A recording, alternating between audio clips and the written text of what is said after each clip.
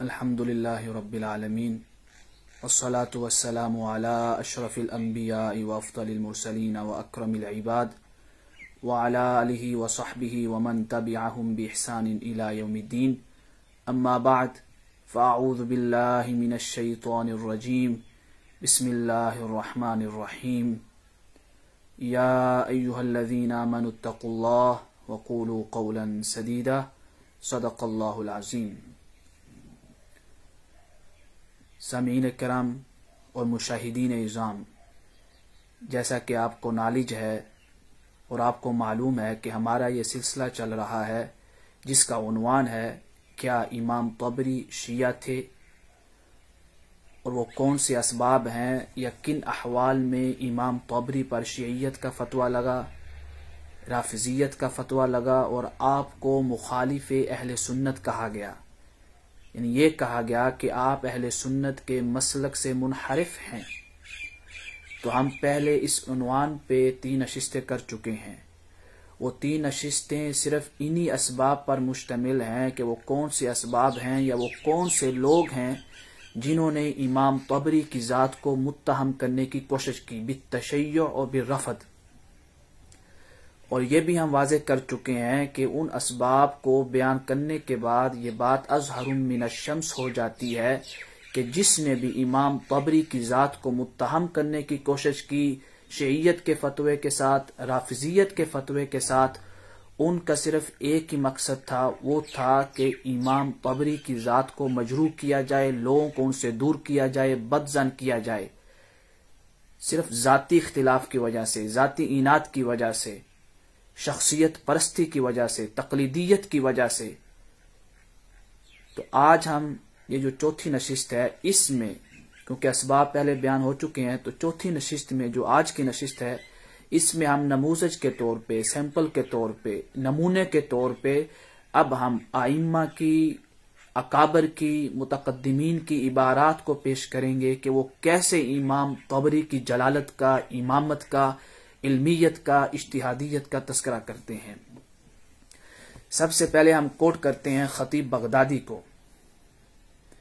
جب آپ ذکر کرتے ہیں تاریخ بغداد میں، آپ کے ترجمے میں وہ کہتے ہیں کہ وَكَانَ أَحَدَ أَئِمَّةِ الْعُلَمَاءِ يُحْكَمْ بِقَوْلِهِ وَيُرْجَعْ إِلَى رَأْيِهِ لِمَعْرِفَتِهِ وَفَضْلِهِ وَكَانَ قَدْ جَمَعَ مِنَ الْعُلُومِ مَا لَمْ يُشَارِكْهُ فِيهِ أَحَدٌ مِّنْ أَهْلِ عَصْرِهِ وَكَانَ حَافِظًا لِكِتَابِ اللَّهِ عَارِفًا بِالْقِرَاءَاتِ بَصِيرًا بِالْمَعَانِي فَقِيهًا فِي أَحْكَامِ الْقُرْآنِ عَالِمًا بِالسُّنَنِ وَطُرُقِهَا صَحِيحِهَا وَسَقِيمِهَا وَنَاسِخِهَا وَمَنْسُوخِهَا عَارِفًا بِأَقْوَالِ الصَّحَابَةِ وَالتَّابِعِينَ وَمَنْ بَعْدَهُمْ مِنَ الْمُخَالِفِينَ فِي الْأَحْكَامِ وَمَسَائِلِ الْحَلَالِ وَالْحَرَامِ عَارِفًا بِأَيَّامِ النَّاسِ وَأَخْبَارِهِمْ وَلَهُ الْكِتَابُ الْمَشْهُورُ فِي تَارِيخِ الْأُمَمِ وَالْمُلُوكِ وَكِتَابٌ فِي التَّفْسِيرِ لَمْ يُصَنِّفْ أَحَدٌ مِثْلَهُ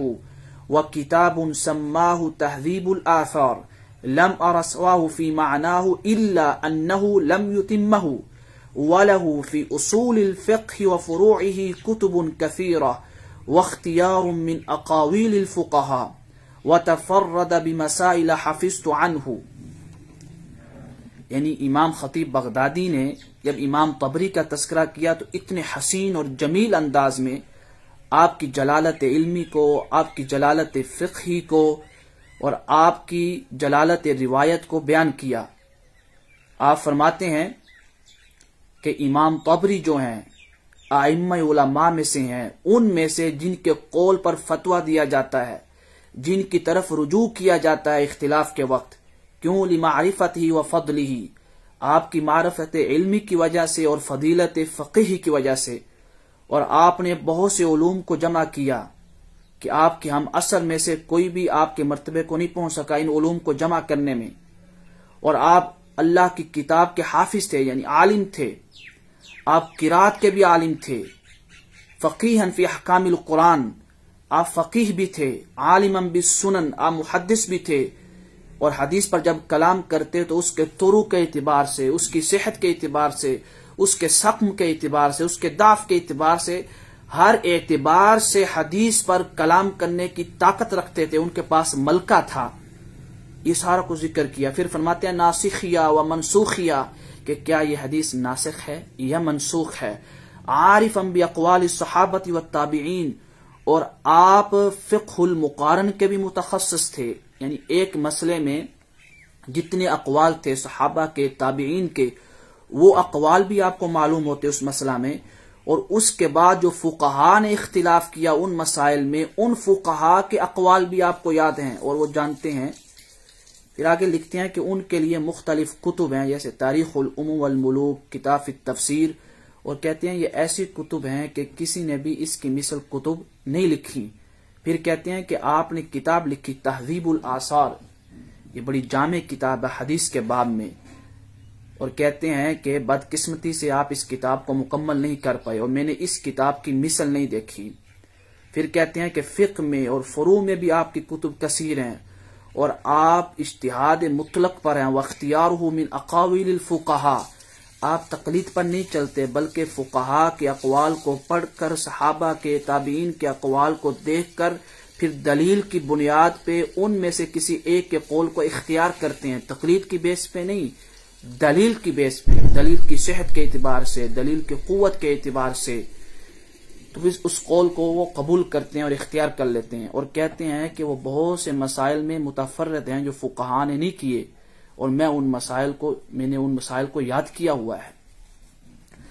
اب جب خطیب بغدادی نے اس قول کو نقل کیا تو بہت سے ائمہ نے، اکابر نے، جو امام بغدادی کے بعد آئے، انہوں نے امام خطیب البغدادی کے ساتھ اتفاق کرتے ہوئے اس قول کو جو میں نے ابھی پڑھا ہے، انہوں نے اپنی کتب میں اس کو نقل کیا ہے۔ جیسے امام ذہبی نے سیر اعلام النبلاء میں، ابن حجر نے لسان المیزان میں، ابن کثیر نے البدایہ میں، امام سبکی نے طبقات الشافعیہ الکبریٰ میں، ابن اثیر نے الکامل میں، ابو الفلاح ابن عماد الحنبلی نے شذرات الذہب میں، امام نووی نے تہذیب الاسماء واللغات میں، ان تمام ائمہ نے اور دیگر نے امام خطیب البغدادی کی اس توثیق کے ساتھ جو انہوں نے امام طبری کی ہے، اتفاق کرتے ہوئے آپ کے قول کو اپنی کتب میں سپرد قلم کیا ہے۔ یہ تھی رائے امام خطیب البغدادی کی، ترجمہ تفصیل کے ساتھ آگے۔ پھر ہے امام سبکی جب طبقات الشافعیہ الکبریٰ میں اس کا ترجمہ کرتے ہیں آپ کا، تو وہ کیا لکھتے ہیں؟ کہتے ہیں محمد بن جریر ابن یزید ابن کثیر ابن غالب، آگے کیا لکھتے ہیں؟ الامام الجلیل المجتہد المطلق، کیسے آپ کی جلالت علمی کا، آپ کی جلالت امامت کا، آپ کی ثقافت کا، آپ کے اجتہاد کا امام سبکی تذکرہ کر رہے ہیں۔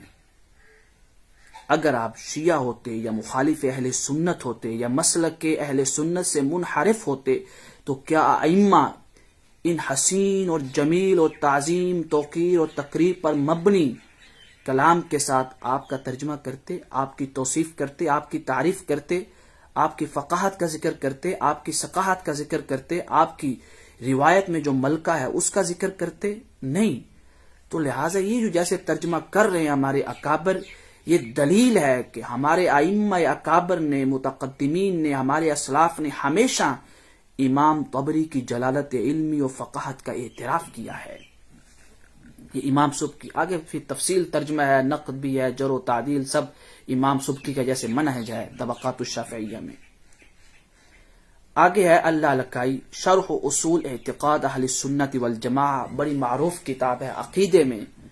وہ کیا لکھتے ہیں؟ وہ باب باندھتے ہیں۔ باب کیا ہے؟ کہتے ہیں سیاق ما روی المأثور عن السلف فی جمل اعتقاد اہل السنت والتمسک بها والوصیت بحفظها قرنا بعد قرن، یعنی سلف سے، اکابر سے جو عقیدہ اہل سنت میں جو مروی ہے کہ عقیدہ اہل سنت کیا ہے، اور جو اس کو متمسک کرنے میں اور وصیت کی ہے علماء نے، اسلاف نے کہ اس عقیدے پر قائم رہیں، تو آپ نے نمونے کے طور پہ ان اسلاف میں سے جن کا تذکرہ کیا ہے اپنی بات کو دلیل کے طور پہ پیش کرنے کے لیے، ان میں سے ایک امام ابو جعفر الطبری بھی ہیں۔ یعنی عقیدہ اہل سنت کو واضح کرنے کے لیے امام اللالکائی نے شرح اصول اعتقاد اہل سنہ میں امام طبری کا ذکر کیا ہے عقیدہ اہل سنت کی وضاحت کے لیے، اس کی توضیح کے لیے، اس کی تفصیل کے لیے، اس کے بیان کے لیے. یہ سارا کچھ وہ بیان کر رہے ہیں اپنی کتاب میں. آپ شرح اصول اعتقاد اہل سنت کو کھول کے دیکھیں.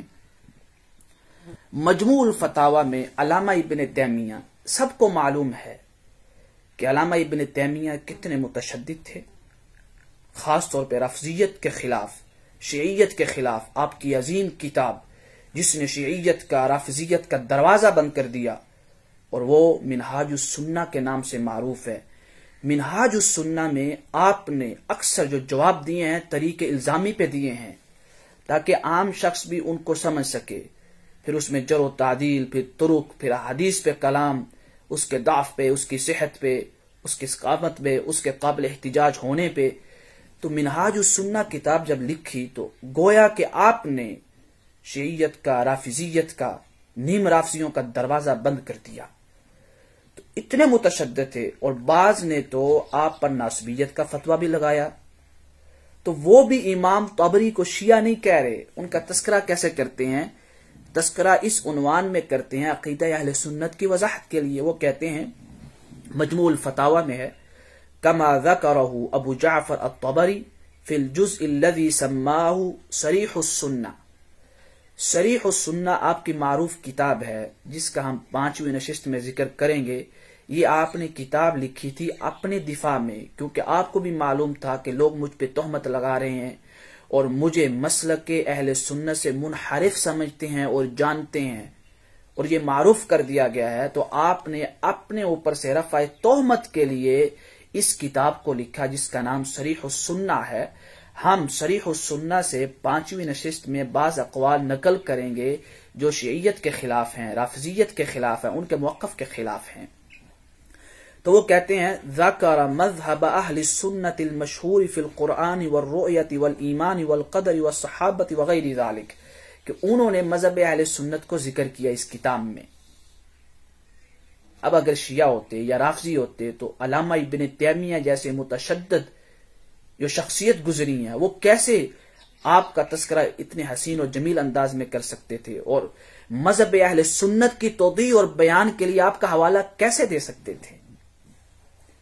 آگے ہیں علامہ ابن القیم اجتماع الجیوش الاسلامیہ، یہ کتاب ہے، اس میں وہ لکھتے ہیں، قول الامام ابی جعفر محمد بن جریر الطبری. کیا لکھتے ہیں؟ الامام فی الفقہ والتفسیر والحدیث والتاریخ واللغت والنحو والقرآن. وقال فی کتاب صریح السنہ، کہتے ہیں وہ امام ہے، فقہ کے امام ہے، تفسیر کے امام ہے، حدیث میں امام ہے، تاریخ میں امام ہے، لغت میں امام ہے، نحو میں امام ہے، قرآن میں یعنی احکام القرآن اور قرآن کے ناسخ اور منسوخ، قرآن کے جو جمیع علوم ہے، علوم قرآن کے بھی امام ہیں. پھر آگے انہوں نے بھی صریح السنہ جو آپ کی کتاب ہے اس کا تذکرہ کیا اہل سنت کے مذہب کے بیان کے لیے. ابن کثیر جب وَقَضَيْنَا إِلَى بَنِي إِسْرَائِيلَ فِي الْكِتَابِ کی تفسیر کرتے ہیں تو اس میں ایک وہ حدیث کا حوالہ دیتے ہیں کہ ابن جریر الطبری نے یہ حدیث بیان کی ہے، اور یہ حدیث موضوع ہے، اس میں کسی کو بھی شک نہیں. حالانکہ جو ادنا سا طالب علم ہے حدیث کا، اس کو بھی معلوم ہے کہ یہ حدیث موضوع ہے، لیکن امام ابن جریر الطبری نے کیوں روایت کی، تو کیسے، کتنے ادب کے ساتھ، احترام کے ساتھ اور کتنی تعظیم کے ساتھ ابن جریر الطبری کا تذکرہ کر رہے ہیں. ہمارے اسلاف سے ہمیں یہ منہج ملتا ہے، یہ سبق ملتا ہے، یہ درس ملتا ہے کہ جب بھی آپ کسی کی خطا کو بیان کریں، کیونکہ کوئی بھی معصوم عن الخطا نہیں، لیکن معصوم عن الخطا نہ ہونے کا مطلب یہ نہیں کہ آپ طعن و تشنیع شروع کر دیں، زبان درازی کرنے اور نازیبا الفاظ کہیں ان کے بارے میں، ان کی شخصیت کو مجروح کریں اور کلیتاً ان کے علم کا انکار کر دیں. بلکہ ہمارے اکابر سے یہ منہج اور یہ سبق ملتا ہے کہ خطا ہوتی ہے لیکن اس کے باوجود احترام کا دامن نہ چھوڑیں. کہتے ہیں لا یستریب فی ذالک من عنده ادنا معرفہ بالحدیث والعجب کل العجب کیف راجع علیہ مع امامتہ وجلالت قدرہ. یعنی امامت الطبری و جلالت قدری امام الطبری، امام طبری کا تذکرہ یہاں پہ کرتے ہیں. وقد صرح، آگے پھر وہ کلام کرتے ہیں. تو آگے علامہ ابن حجر الاسقلانی کیا لکھتے ہیں لسان المیزان میں جب وہ ترجمہ کرتے ہیں تو انہوں نے بھی اس میں علامہ خطیب البغدادی کا قول نقل کیا جو ہم شروع میں بیان کر چکے ہیں. علامہ ذہبی کس انداز سے آپ کے ترجمہ کو شروع کرتے ہیں؟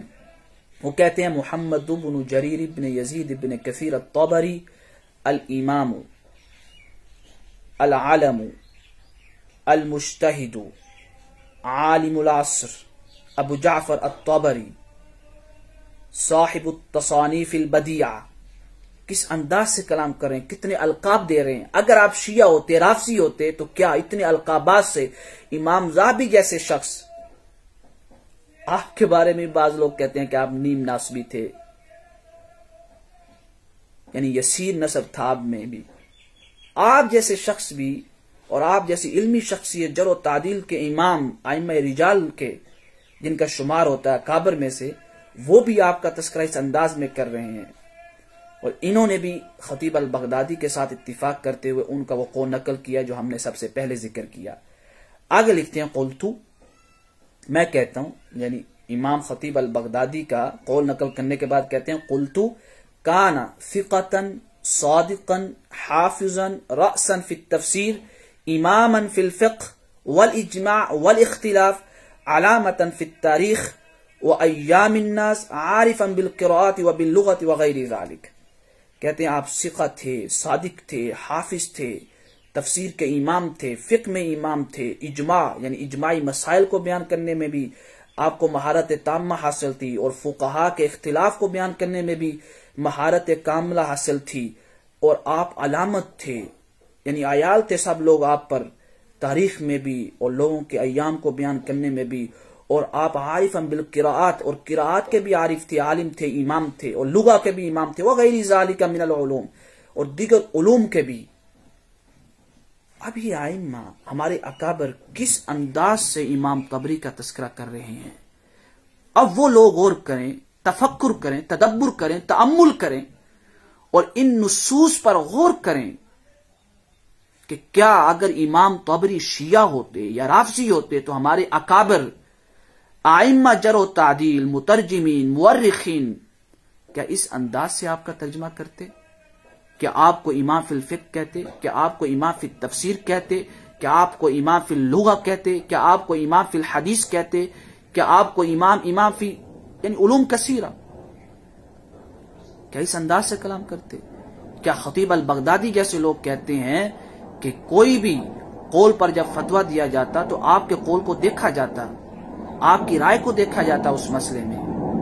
اس حسین انداز میں کلام کرنے کے بعد کوئی شک نہیں رہ جاتا کہ امام طبری علماء اہل سنت میں سے ہیں. آپ منہج اہل سنت پہ تھے، مسلک اہل سنت پہ تھے، نہ منحرف تھے، نہ شیعہ تھے، نہ رافضی تھے.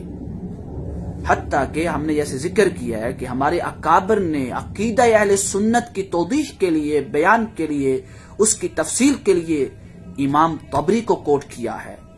خاص طور پہ آپ کی کتاب صریح السنہ کو کوٹ کیا ہے، جس کو ہم اگلی نشست میں بیان کریں گے. بعض اقوال جو آپ نے صریح السنہ میں کیے جو شیعیت اور رافضیت کے خلاف ہیں، اور آپ نے یہ کتاب اپنے سے رفع تہمت کے لیے لکھی تھی. تو لہٰذا اللہ کے حضور دعا ہے کہ رب کائنات ہمیں حقیقت پر مبنی، سچائی پر مبنی، انصاف پر مبنی قول کرنے کی توفیق عطا فرمائے. اللہ کے حضور دعا ہے کہ رب کائنات ہماری اس کاوش کو اپنی بارگاہ میں قبولیت کا تاج پہنائے. صلی اللہ تعالی علی رسول خیر خلقہ سیدنا محمد وعلی آلہ واصحابہ وذریتہ اجمعین.